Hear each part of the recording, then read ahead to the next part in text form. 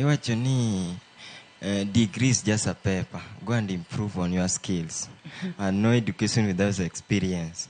Kuro, samise focus education, e focus malich, it give me someone. Tinyeni experience to poki woko kone yawa.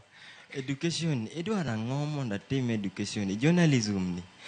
Ibu sani kuri woko komondo, ingeni to iye ka chalnade. Ngeni mani gain experience. To kanga chiwondo nang, in bed ki first class, in somo mera.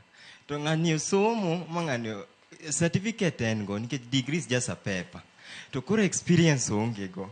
Kura ni koyodo job moro. Kata madhi kata gi course ne, kata mok dhi gi course ne. O te mondo yode experience oko, mondo life no be successful. Daisy. I don't know what I know with the draw. Actually, one degree is just a paper. I'm watching the degree is just a paper. I can't tell you with your degree man you take.